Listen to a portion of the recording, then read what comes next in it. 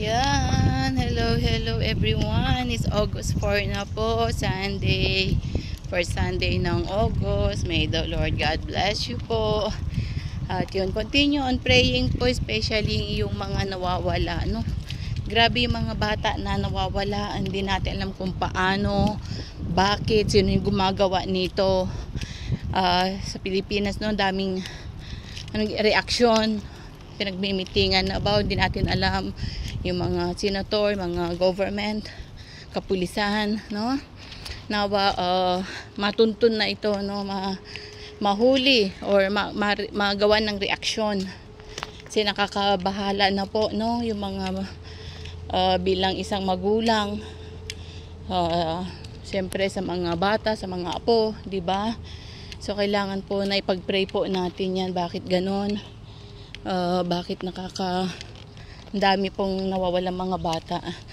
So I hope na matigil na ito, and we keep on praying.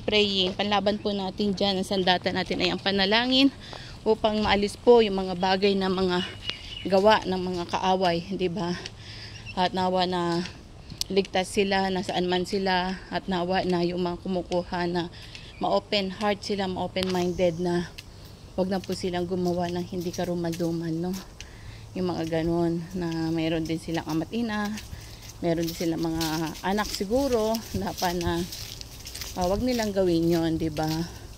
So keep on praying po, Lord. We are praying right now in the name of Jesus sa mga tao na ganon, na nasasakupan, Panginoon, o kung sino man yung taong kumukuha o bakit nawawala ang mga bata. Nawa na makauwi na po sa kanilang mga tahanan, na sila iligtas at maayos.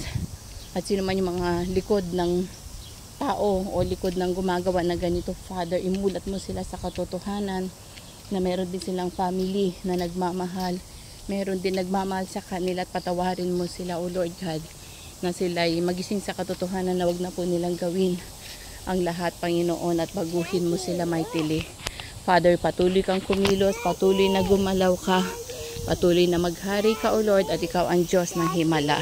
Marami pong salamat sa pangalan ni Jesus. Amen and amen. So muli po, shalom, and God bless you. Bye for now.